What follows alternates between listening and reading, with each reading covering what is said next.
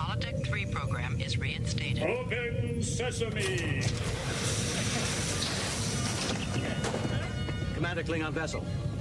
We are energizing transporter beam. Now. One, engage!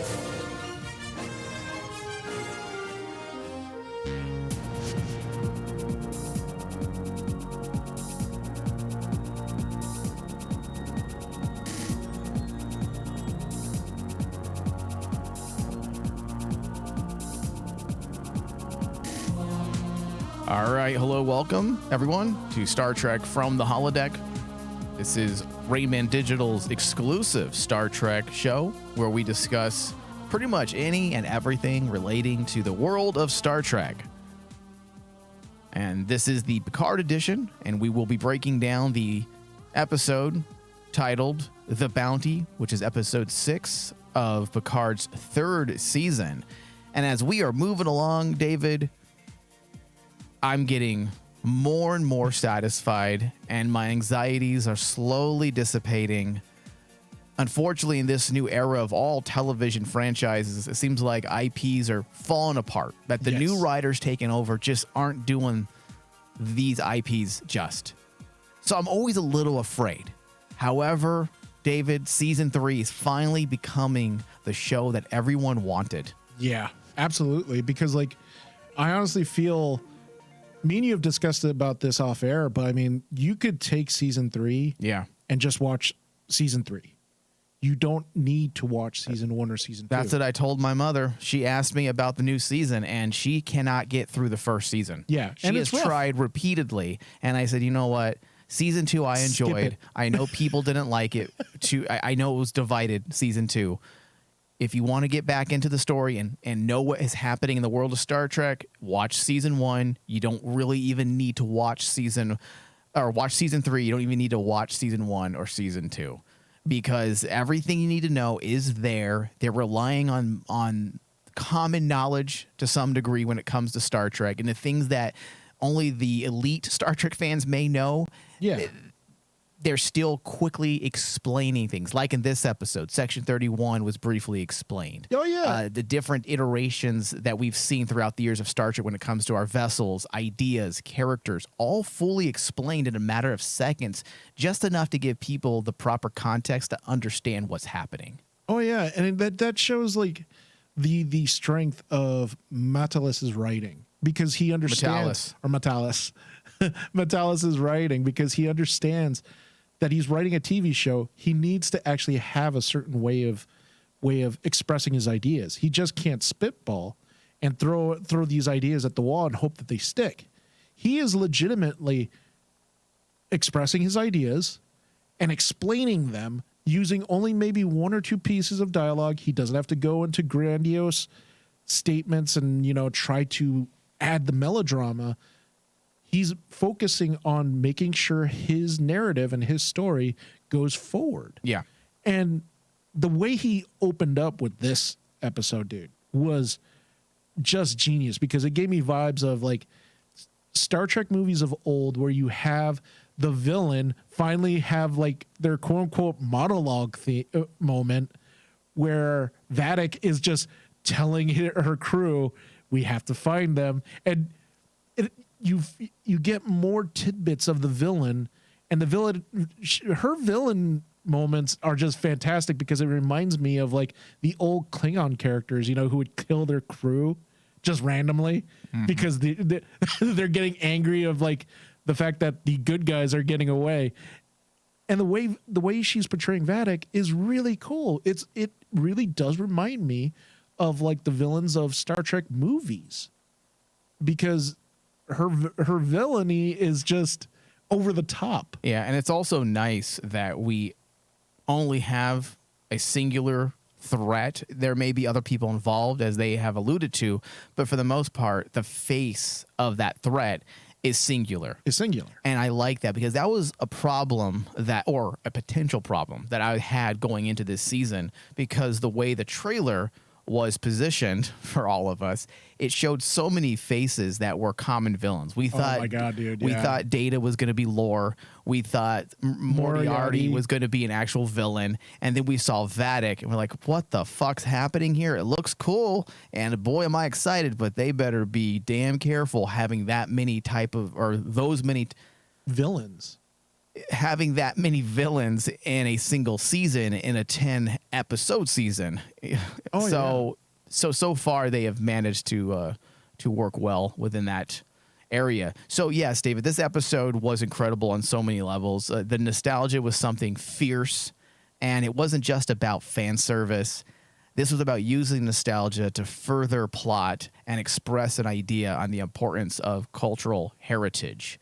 That is why I don't have a problem with this episode. And the reason why I even mentioned that, Dave, is because I would say that most of our listeners now who have listened to us for years on end know that I am not a fan of fan service or even nostalgia, because most of the time nostalgia is simply used to prop up a weak narrative.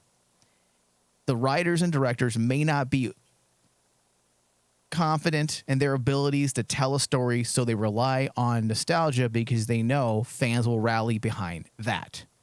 And this season is not using nostalgia in that way. No. Nostalgia is being used with purpose and intent. All right, David. So this episode, directed by Dan Lee and written by Christopher Monfetti.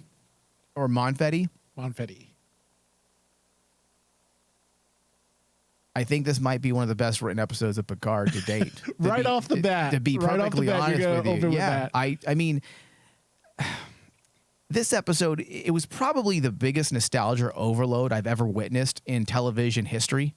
And it worked so well in conjunction with what appeared to be the underlying theme of the show, which was the idea of adding layers to one's existence through the process of evolution, but not with the aim to simply preserve, but so others, people of the future can add to it. Yeah. In essence, I'm talking about a form of cultural heritage. Yeah.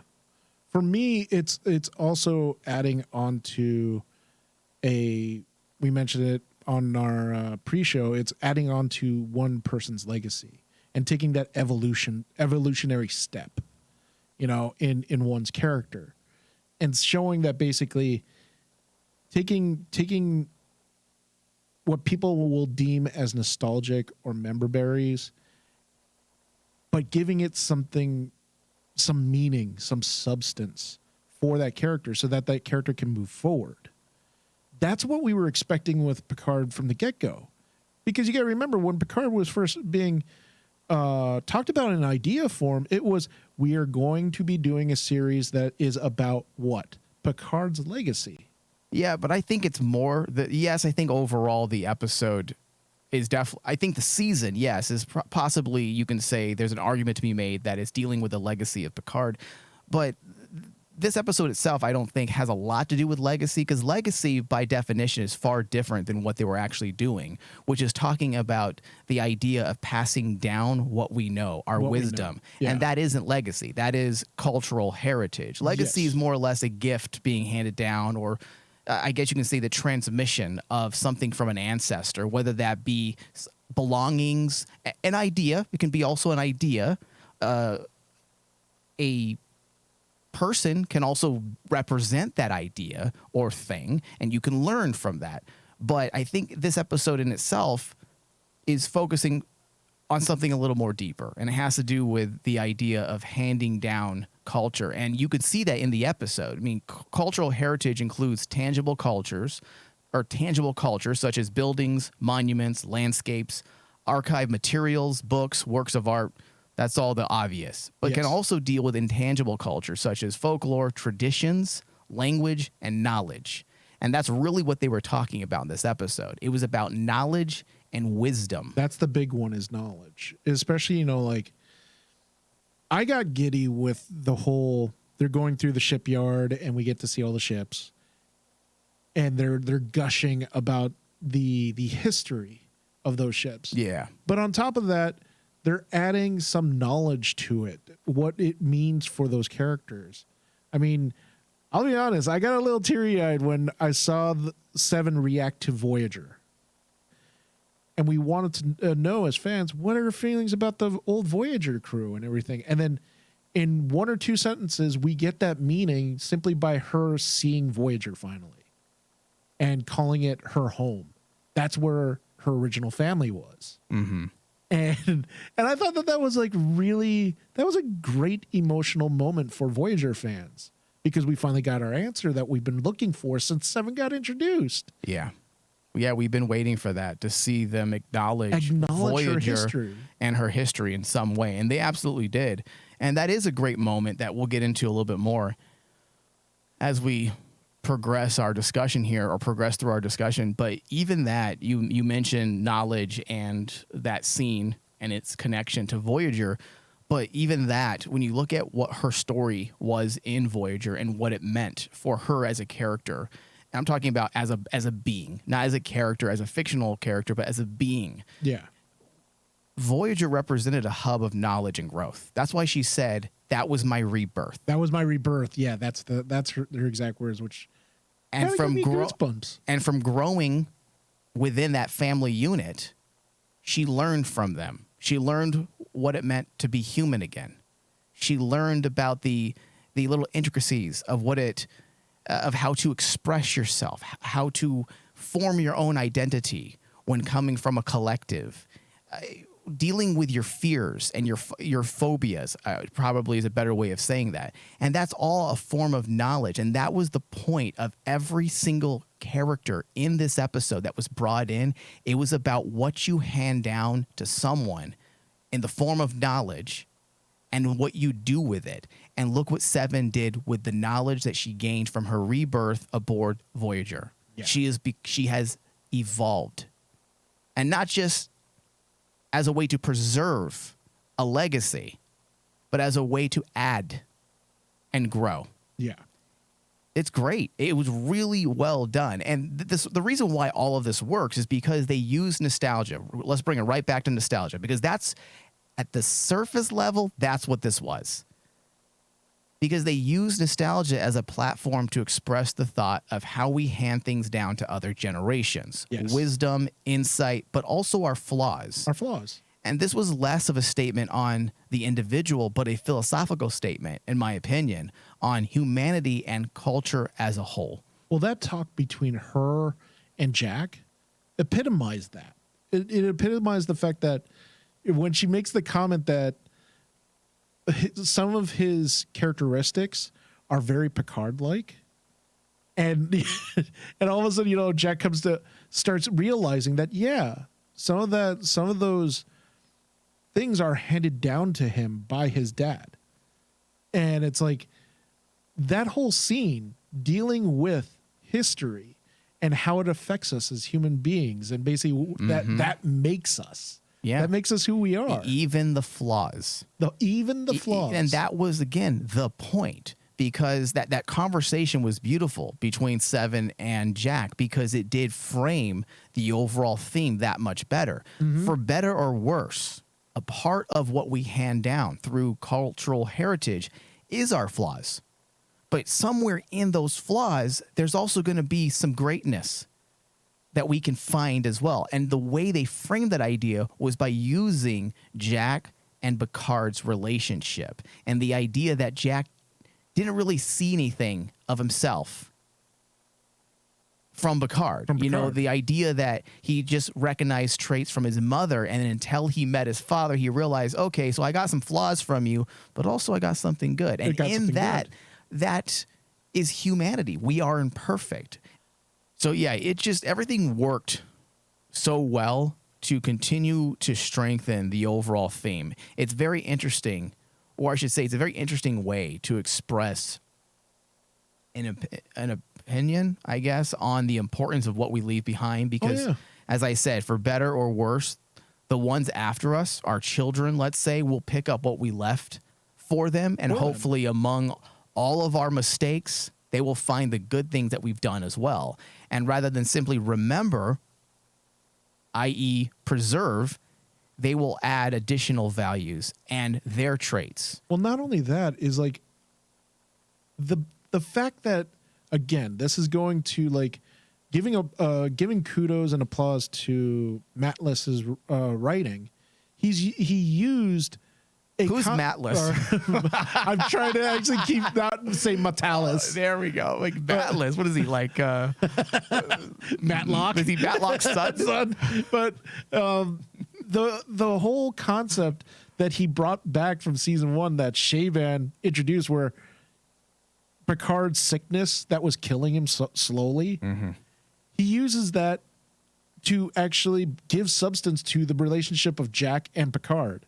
And I thought that was actually genius. That's how he's taking so many ideas that were left in the dust and using it for his narrative and using it to weave his own theme that he wants to do every single episode, dude. Do you realize that when he does this, I've looked back at the past episodes since in season 3, he's done different themes for each episode, using stuff that Shaban introduced and left by the wayside.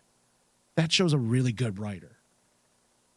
And like my favorite, when you bring up the fact that this is probably your favorite episode, it really gave me pause, because I'm like going, when I look back at this is one of those episodes that really stuck with me because of how good the dialogue was. So it's numerous things working in conjunction to do what a TV show is supposed to do, which is tell an interesting and intricate story. Intricate story with substance. With substance. Yeah, absolutely. And that's another thing that makes this such a fun episode, is because it's not just full of substance, David. There is a lot of fun moments for Star Trek fans, too. Oh, heck yeah. I mean, yes, nostalgia. Let's set that to the side for a second, but just everything. The mentioning, the official mentioning of Section 31, the explanation behind the Fleet Museum. Yes. And seeing all the different vessels, and seeing that they have preserved at the Daystrom Station Captain Kirk's body. I mean, there's just Captain Picard's body, not Captain Kirk. No, it was Captain Kirk. You missed that, David? Oh no, yeah, you're right. You're right. They did actually preserve his body. Yeah, it was Captain Kirk too. I forgot. So it was Captain Kirk and Captain Picard. Captain I mean, who Picard. else do they have in there? we have 7 of 9's first skin tight uniform she wore. Well, it goes unwashed for you pervs out there. It goes to what we said earlier, Mike. Knowledge. We need the knowledge of this. I need to know what 7 of 9 used to smell like. I need to know her. I need to know if she had BO. Oh, wow. That's not what I was thinking about, but okay. So, yeah, the episode was just fun for Star Trek fans as well. It felt like a true gift to fans. And how many things could you touch on in a single episode Tribbles, dude. when it comes to Star Tribbles. Trek history? Did you expect to actually see a Tribble finally? No. What, some genetically modified killer? Yes. Tribble? Killer Tribble. And I love the fact that it freaked out Worf. Well, aren't Klingons naturally? Yes, they're naturally afraid of Tribbles. And I was like, oh my God. See, this is the type of episode where we can have fun as a Star Trek fan. But on the flip side, you're still getting this nice narrative thread where basically, no, we're going to continue with this theme. We're not going to just dwell on the member berries. This is all about putting my narrative forward. It was also nice to see, because you bring up that whole scene with Worf and the Tribble and Riker. That's another thing. That was cool. The playful banter between Riker and Worf. Well, it's one-sided, but that's something we've seen since the Next Generation TV show, and it was a part of all the movies as well. Yeah. How many times have we seen Riker, poke Worf in the ribs? Yes. And he would get a rise out of him. But, Yeah. But the thing was, this was also to show that Worf has changed now. And I love that moment when Riker just goes, oh my God, we're all going to die. And I was like going, he can't get under his skin anymore. And and that moment basically was really cool because, again, you're addressing the history of the characters, but you're showing progression. You're actually showing progression. And I remember people people were all up on us saying that, why are they turning Worf into a pacifist? And everyone had a shit fit about that just for a moment. But now, because of what he's becoming, we're seeing that progression, and Worf is now becoming arguably one of the best legacy characters. Well, as a whole, he truly represents the idea. He's the embodiment of the theme of the episode. Yes. Knowledge, knowledge. and progress and wisdom. He literally embodies that idea. That is another point on the win column for this episode. Because nothing doesn't match. Nothing, everything adds up. When you start dissecting every single moment in this episode, all of it is in sync with the theme. Every single bit. Even the stuff with Data.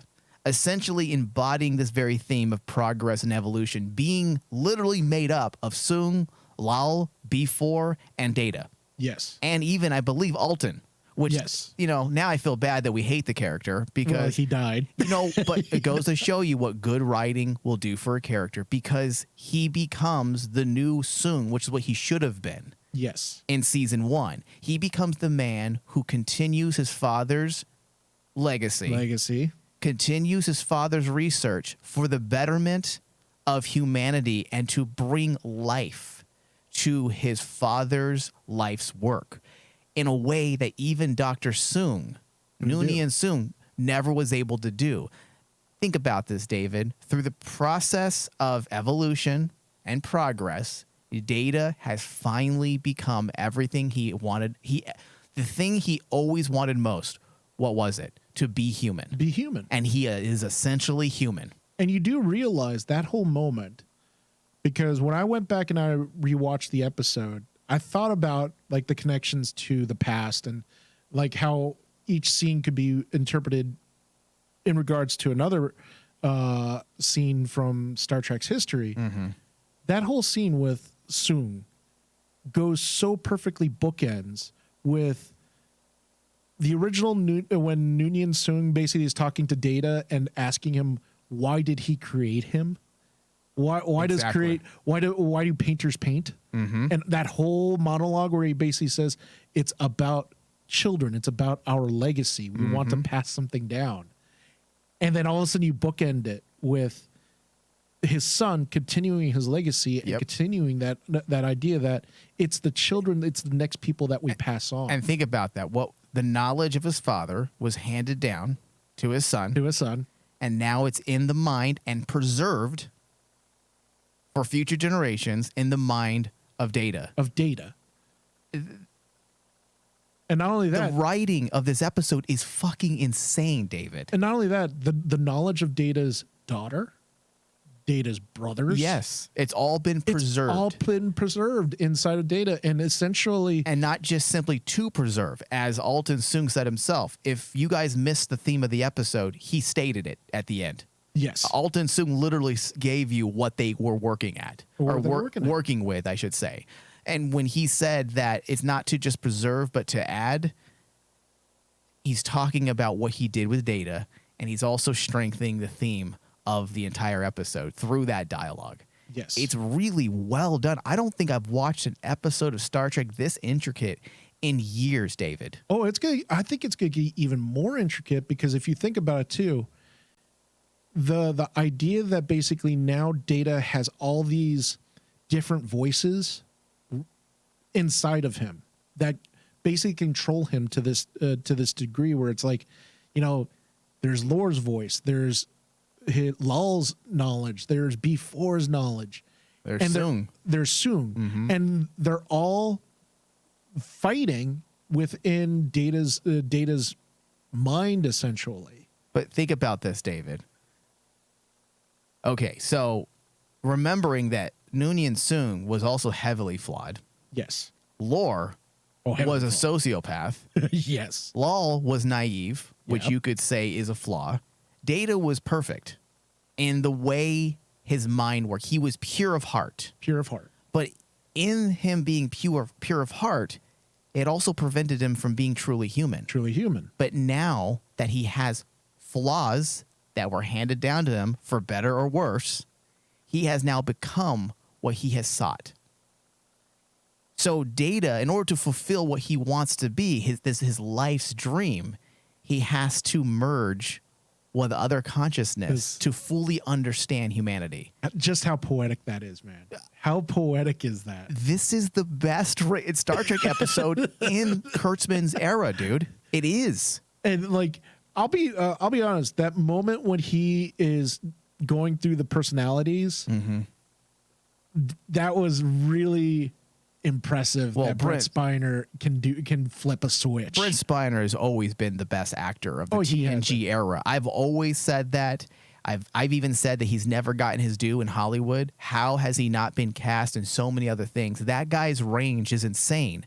And the fact that you have that camera on him in a single shot with no cuts, and he goes through, 4 different personalities in a matter of like 6 seconds. And I'll be honest, my favorite moment was when he turned into Lore. Because like Lore didn't even have to say anything. How do you go? He just looks at Picard and then smiles, and automatically Picard knows. Picard's face was like he backed up because he knows who that is. And it's like all of a sudden gone. It's before now with complete innocence. Yes, and then lull. Man, I could not believe. I forgot. I always forget how good Brent Spiner is. If you want to see a truly evil Brent Spiner, you need to watch that show that was made by, I think it was the Walking Dead guy. It got 2 seasons, and he played essentially a demon. Forgot what it was called. I think I know what you're talking about. It's about it's a show. It's on Showtime, and it ran 2 seasons. It's really good, and Brent Spiner plays this character that is essentially he's a demon, and he's leading this demon revolt on Earth. Brent Spiner is legitimately scary in that role. Yeah. It's amazing what he's able to do just with his character work. And David, didn't I say that if they bring Data back, just explain his age? Just explain his age. And look how easy it was. when you just care. just care. Just please. Just care a little. Just care a little. Exactly. And that's what it's not that hard, David. How long was that sequence to explain how they did this? Like 10 seconds? Barely 10. Barely 10. Because like it was one sentence from I think Soong, and that was it. Because it was part of his monologue about why he created this Data. Yeah. I mean, and what an excellent use of Kajido, ergo sum. Or I think, therefore I am. I think, therefore I am. That is one of the best uses of Descartes' philosophical statement because of what it means. I'm a thinking machine. That means I'm alive, which has always been a bit of a underlying theme in Data's story. But to utter that as a way to foreshadow Data's true birth as a human. Yeah. It's so good. And it's just so it's the icing on the whole Data cake. And the way they introduced it. I'll be honest, this introduction of Data is far better than him showing up in season 1 at the very end when Picard goes into the Matrix and talks to Data. Goes into the Matrix. That's what it was.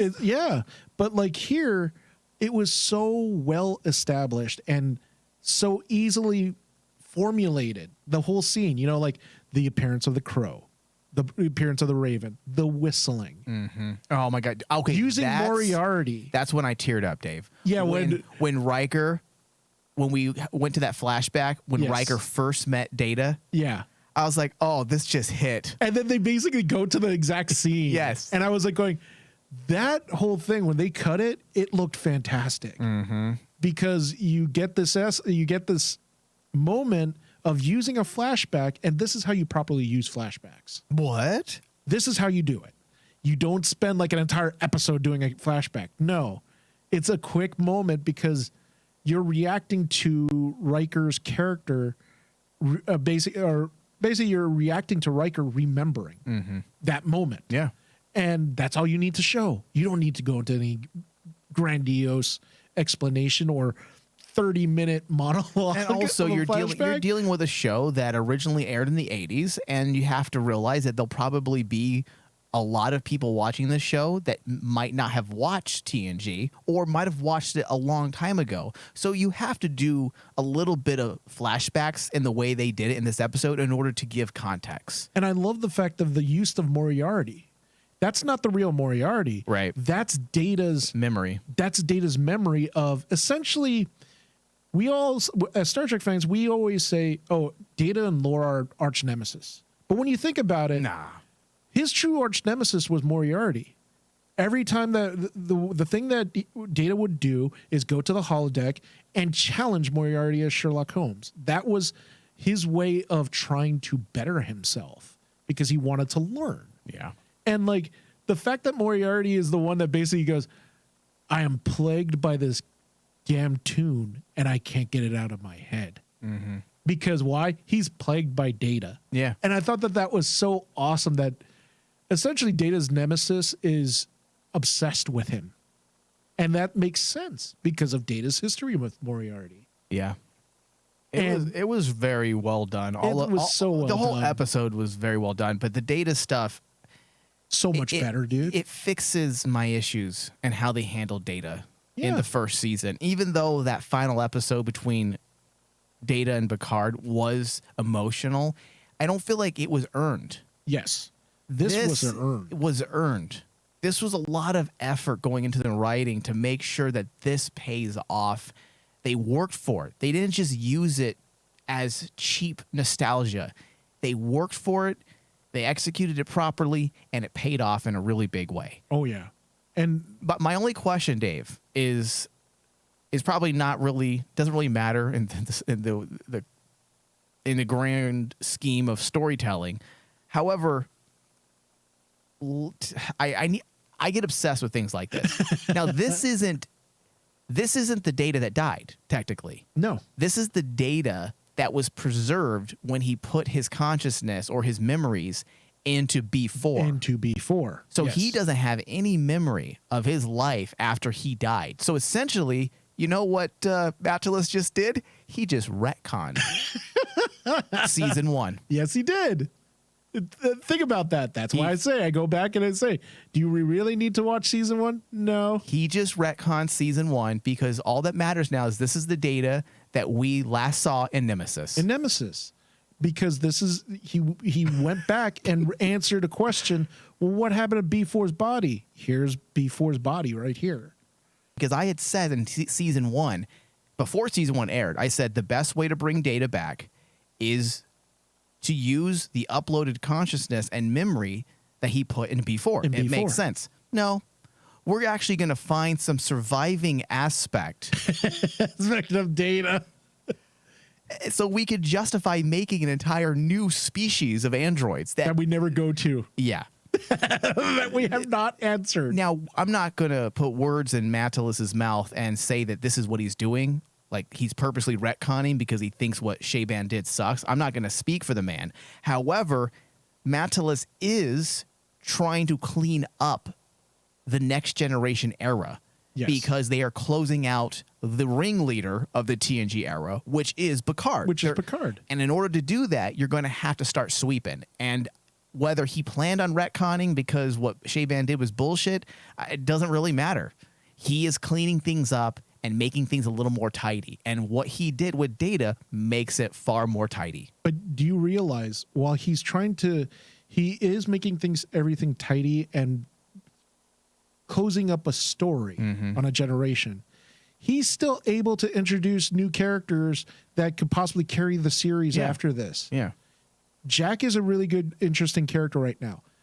LaForge, Ensign LaForge, is an interesting character, and he was able to pull it off. Raffi is an interesting character now. Shaw's great, dude. Shaw's fantastic. Shaw needs to be my captain. I really like him. How did this happen?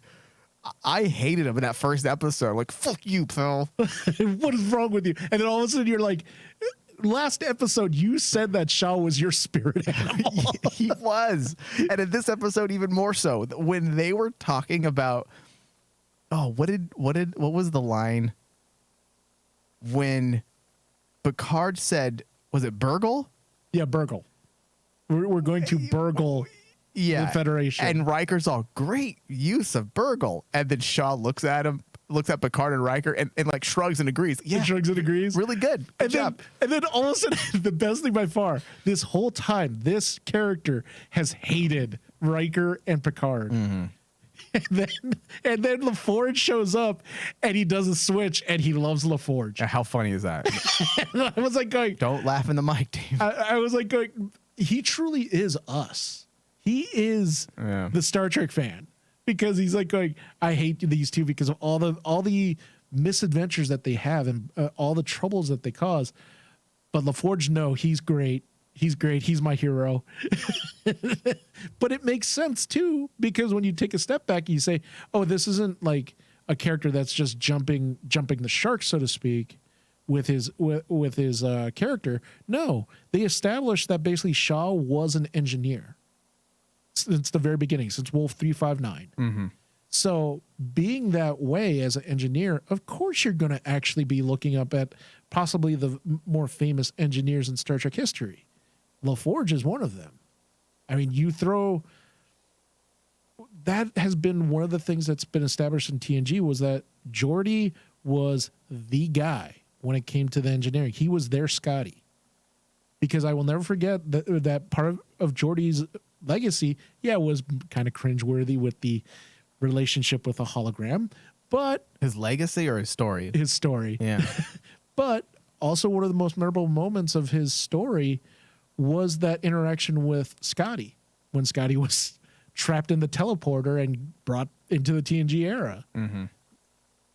Those two, that whole idea that he is the engineer makes sense why Shaw is enamored to him, because Shaw comes from that department. Yeah. It's good stuff. And you bring up Geordi, and I was going there next anyways, Dave, so it worked. Geordi, I loved to see him, and I did like that there's a bit of pushback. Part of me feels bad for Picard that no one's like, let's do this, Captain. They all push back just a little bit, but it would make sense. Do we really want our characters to still be buddy? I'm not quite sure of the phrasing here. They need to be their own. It's what I said about Riker. At some point, they have to grow and progress as people, and it would feel weird if they still just listen to everything Picard says. Yes. At some point, you're going to mature and grow yourself as an officer of Starfleet and have your own opinions and ways of doing things. So to see LaForge push back a bit and reason with Picard, it shows that he's not just simply a superficially written character and it's just a yes man. Yeah, and that's why I really liked too, was the fact that they really established that Geordi took that next step in the Federation. He became Commodore. That's actually a huge ranking jump from where we remember Geordi was. And I like the fact that because of that, it shows that maturity of that character. The character matured because he moved on. He learned. He evolved into something else. Is he still loyal to Picard? And that's why I like too, is like they address that through the dialogue between Geordi and Picard, is like Geordi telling him, I would do anything to help you out. I would do anything in the world because of our relationship. But I have a responsibility. That's what the dialogue between him and Picard was all about. He had a responsibility now. It wasn't a responsibility to Picard. It was a responsibility to his daughter, his wife, his family. That's his responsibility. Yeah. And that whole idea, David, yes, there's pushback. Yes to everything you said. Yes to everything I said prior. But also, it worked right in line with the underlying theme of the episode. Just like every other character, because you had the pairing of Geordi and his daughters, the idea of handing down who you are, for better or worse, flaws as well as good traits, knowledge being handed down. It all works together. Even with the story of Geordi, they found a way, the perfect moment in episode 6 of season 3, to bring all these strands that have been working together and bringing them to this point in this episode, to make sure that this theme works the way they had planned. That is a lot of times when you write a TV show, you're focused on your end. Yes. You're focused on that final goal. But to also find moments to make sure you bring things together to strengthen a singular episode, David, that is not easy. Oh no. Even like the scene between Geordi and when he sees Jack, I love that simple moment where he basically goes, "Stay away from my daughter." And it's like there's more gravitas to that because Geordi is very protective of his family. He understands that Picard is a magnet for trouble. Poor Picard, dude. And like immediately he looks at Jack, he looks at his daughter, and he says, "Stay away from my daughter." I'm like, it goes more than just a protective father. You understand the narrative threads that are coming all together to make this character say this, and it makes that moment even more special because now you're like going, yeah, as much as like it'd be cool for Jack and Ensign LaForge to get together. No, they're going to get together. It already happened. We just didn't see it on screen. I'm trying to figure out, do I want Jack and Ensign LaForge game together, or do I want Jack and Seven game I think together? all three of them should just have a party and make Raffi watch. I think Raffi watch. Yeah, Raffi can join. It'll be good for her. So, David, when you said Geordi, when you were talking about Geordi a second ago, you mentioned that, hey, you're a target, you put people's lives in danger just because who you are. Yeah. That's essentially what you were saying. Now, that's a whole idea that they've been working with all season, right? Oh, yeah, since Beverly. Yes. Okay, David. But okay, so let's take a step back and look at the strategy of writing again. Knowing that Picard and his son is at the center of this conspiracy, right? Yes.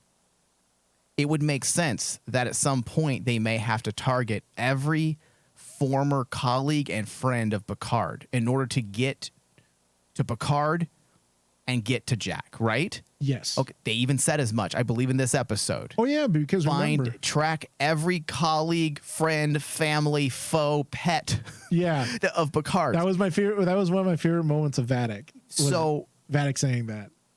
With that bit of dialogue right there, through our villain, Vadic, it's now justified from a story perspective why we have so many familiar faces returning to the show. Yes. It isn't simply, it's time to bring Geordi in. It's time to bring, Beverly Crusher, and it's time to bring Riker in.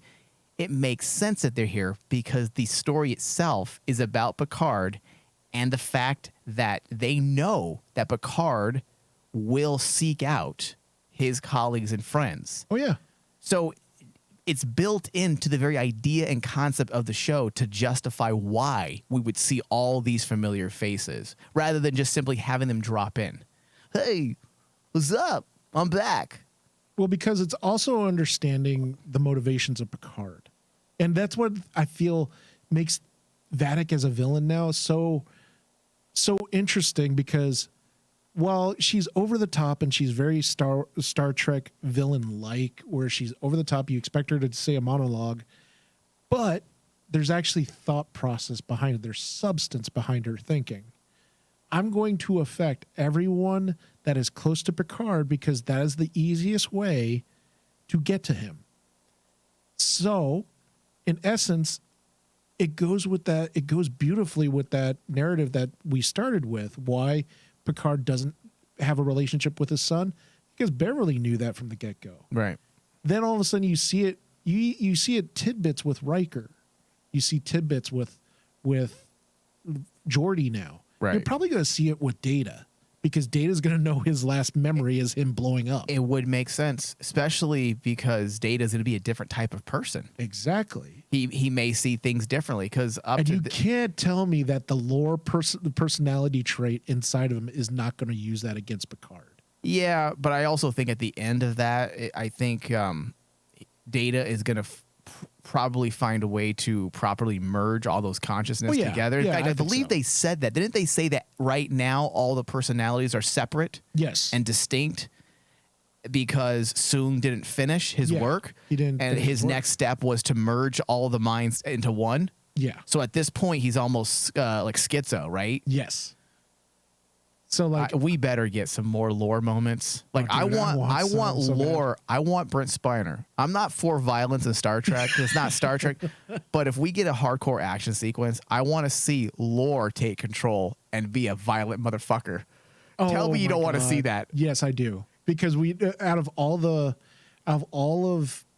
datas, we all know that Lore was the one who was the most brutal. And what if during this fight scene, Data also needs that brutality. or Data emerges and says, okay, and there's like a conflict between the two of them while he's killing people, and he switches back and forth because we know Brent Spiner can act his ass off. What if there's pushback while he's killing people? Brent Spiner's Data emerges and doesn't kill. Dude, there are so many cool things they can do with this character now. Yeah. Just when we thought we were finally done with Data, they have given this character new legitimate life. And the beautiful thing is, I really do hope that basically they continue this Data on. Like Brett Spiner's. This is the only Data, David. Yeah, this is the only Data, but I hope it doesn't go. The other one, David. This is the only one.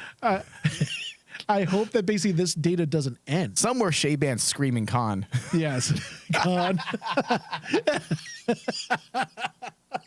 But like, I really hope. Matulus, I stab at thee. And that's the thing that's weird after this episode. I don't know about you, but I fully am in that mode. I don't want any of my legacy characters now at this point getting hurt.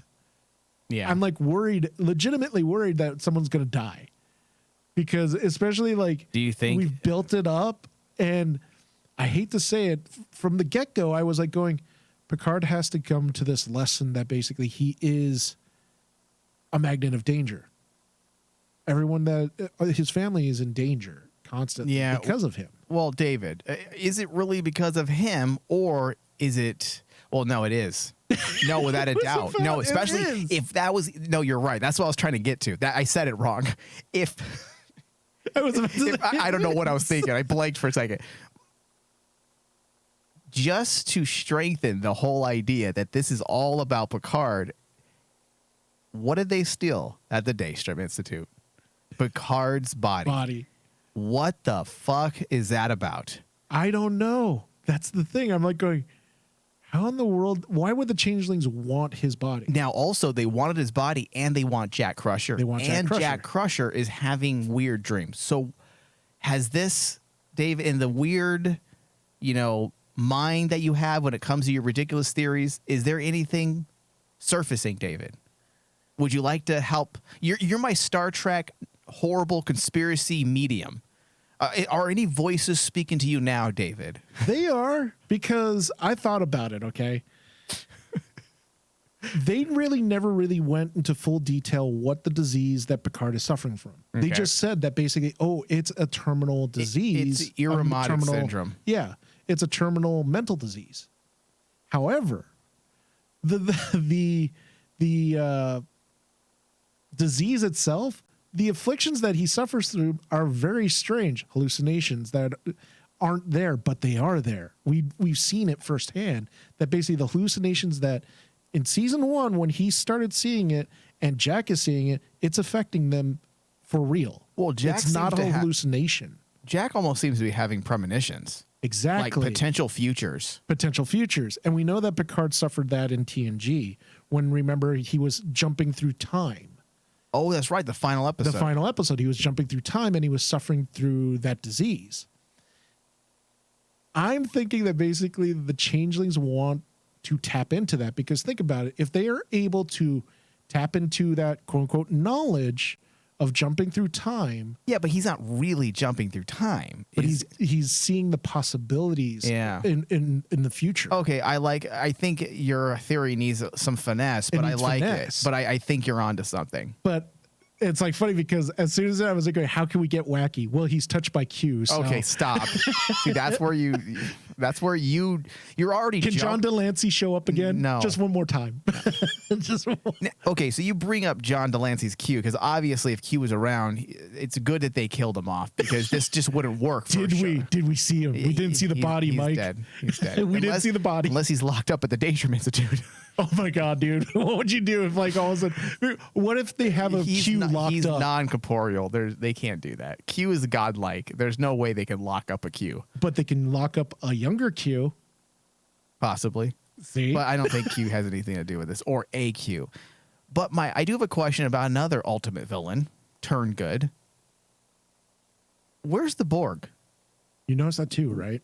They have to show up, right, to help at some point. You'd expect Think about because it, that was David. a big thing. If the Federation is all gunning after Picard and his team, and they have no real friends of power, it would make sense that the new version of Borg pop up yeah, and especially if they're possibly friendly. help. Yeah, Well, they wanted Federation membership, remember? and they were working on that. Now, the only mention of Borg has been 7. That's it. Yeah. And we've also seen that basically there's a lot in the Federation that were prejudiced. Girardi's Borg. Yeah. Yeah. But still, there was a lot of people that were prejudiced against the Borg.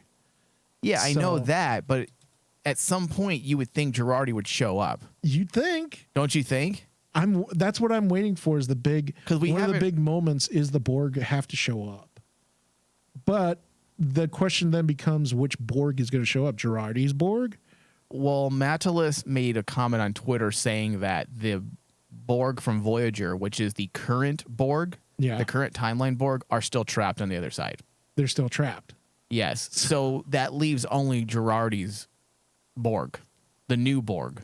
Then basically, I definitely think that has to be a one moment at least once in the season because Well, if you're wrapping up your show, You're wrapping up they your do need to show. touch on it. Whether it becomes a major part of the season or not doesn't matter. They do need to mention it by the end, as well as the weird AI that was being called to annihilate humanity, or yeah, not humanity, biological life. biological life. And also you gotta remember too, the whole idea of the Borg evolving would fit perfectly thematically with this season. You know, of characters actually evolving and adding on to their legacy, adding on to their heritage, their culture. Yeah. They would be perfect for this season up to this point. And also, when I think about it, the way they've actually geared up the Changeling and how much more powerful they are. I mean, the Changelings are a legit threat this season. Well, The fact that they basically took over the Federation, at this point, we know that the Changelings have taken over a good chunk of the Federation. And also, you have certain powers that Vadic had shown in the end of this episode. They're kind of underpower. The good guys at this point need that boost of another race to help them. Yeah. I don't think the Klingons are going to show up. I know that online I've been seeing like people saying they want to see the Klingons again. I don't. I think the only person that that has to show up at this point. I know we're gonna have others. Listen, if I had my fan pick, I'd pick numerous people. But the character I think that makes the most sense at this point, moving forward, that we have to see before the end, has to be Odo. Yes. Especially In all after seriousness, yes. especially after what Vadic said. We now have a general idea of what is behind their plan. We don't know everything, but I believe during her whole tirade, she had mentioned uniting themselves again. Yes. So if they are looking to unite, that means they want to get rid of the current power structure over at the other Great Link, Yes. which would probably mean Odo is a threat to them. Odo is a threat. And that one is the one that we talked about in the past episode. Would we enjoy seeing that character brought back, even though the past actor is gone? Yeah. And he's deceased now. At this point, narratively, I think you got to bring back Odo. I was hesitant when you first brought it up in the last episode. Would I be okay if they brought back Odo? But it was a different actor. And I was like going, That'd be so rough. it'd be rough, but just narratively, dude, it makes so much sense for Odo to show up. Even to save the day would be really cool. I mean, we made jokes about, or I've made jokes about how certain characters like Janeway, I want to see Janeway fly in and save the day. I want to see the Voyager crew save the day. I want to see, Cisco come out of the portal and say, hi, everybody. No, no, thank you. But in all seriousness, the one character that I'm like going, he has to show up because he is so intrinsically tied to the narrative, especially for the villains, is Odo. And it's kind of interesting that last episode we got so many Deep Space Nine nods. Mm-hmm.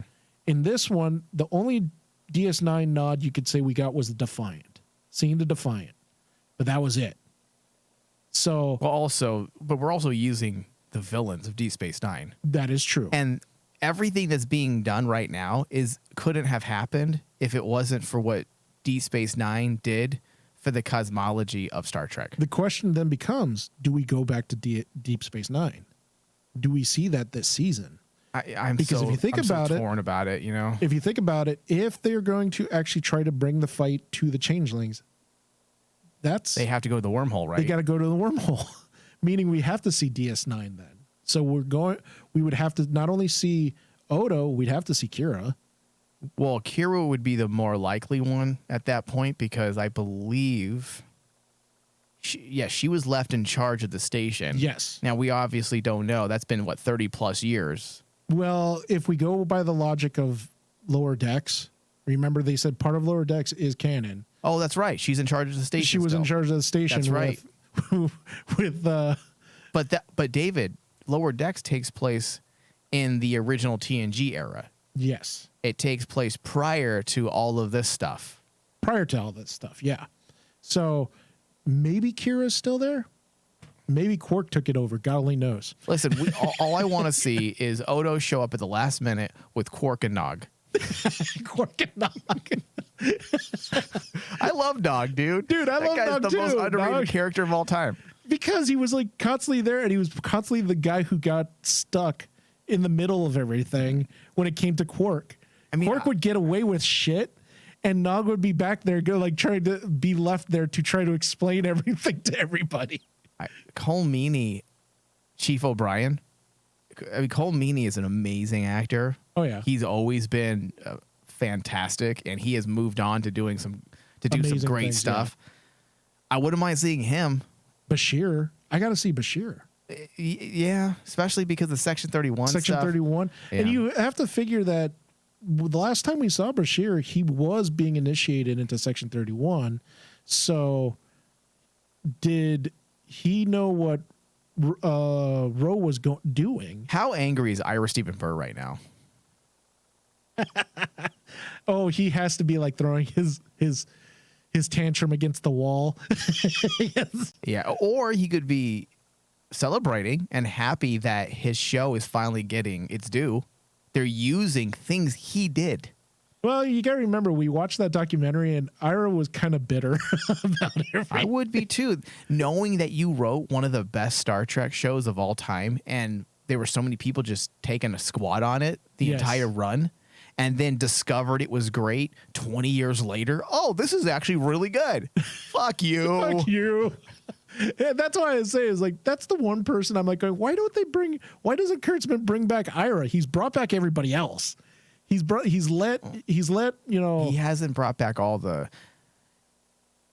Well, he couldn't. I wonder if he writers. might be threatened to bring back people from the other era in creative positions, like creative decisions, because Jonathan Frakes he's not making creative decisions in the way of story. If you bring in writers from TNG, you don't think there's going to be egos? You don't think if they why do you think Brian Fuller left? Brian Fuller was supposed to be the one currently running this new era of Star Trek with Kurtzman. That lasted all of 6 months. Fuller is understandable.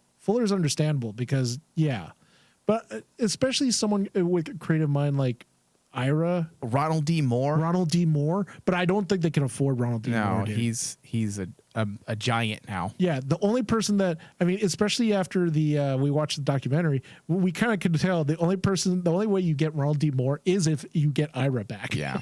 All right, we need to wrap up the show today. David, Star Trek is at last back to speaking on the times. Yes. Not politically, but truly in the way in which original Trek had done so many decades before.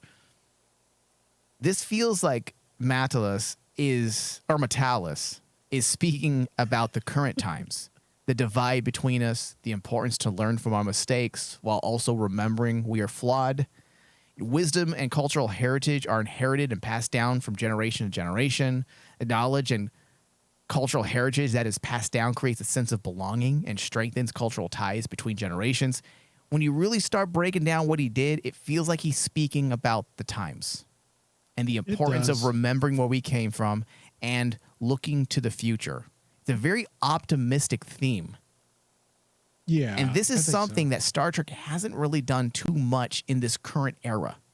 This is not me bashing Star Trek in this era. I am one of the few old school Star Trek fans that absolutely love. I don't say absolutely love. That for the most part, 85% I agree with what they're doing in the Kurtzman era. Same here. I have my problems, but my point is that even though I've enjoyed a lot of the things they've done, especially in Discovery, some of the philosophical aspects, we haven't quite got stories or been given stories that speak on current times outside of identity politics. Yeah.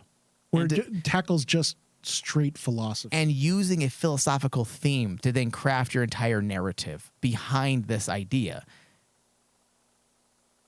I have to give this episode 100%.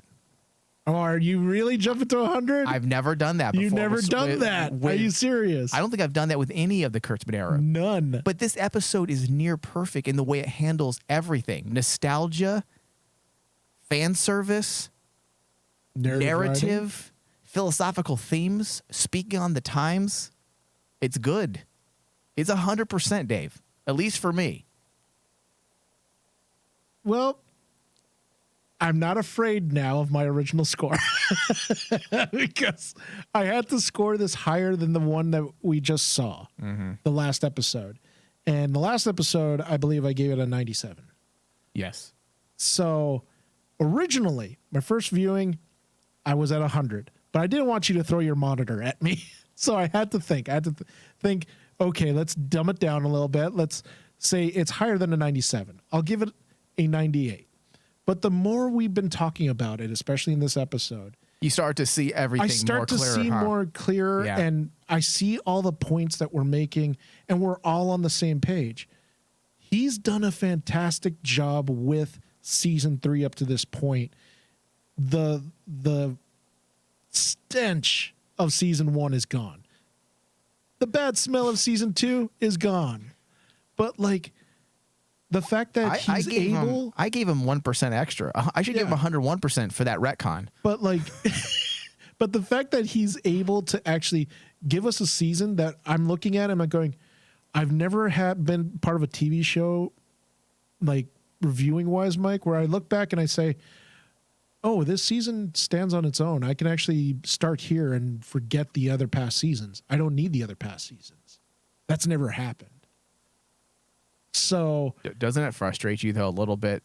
It does. That we didn't get this for the last 2 seasons prior. Oh, absolutely. That's why I was going to go with a 98, but talking about it, I'm going with 100. I'm agreeing with you. Is like, this is the point where I do not have any fears anymore. I'm even more psyched. I did not watch ahead, but the next episode's title, after watching this one, got me super giddy because the next title is Dominion. Yeah. And come on. I know. I'm pretty excited too. It's almost like I'm like looking at him going, I know you're not going to let me down, but how do you carry this on from 100? From 100, Mike? I don't need every episode to be 100, but this was just an excellent episode. Every time around this moment so far, season 1 and season 2, we started seeing cracks. Yes.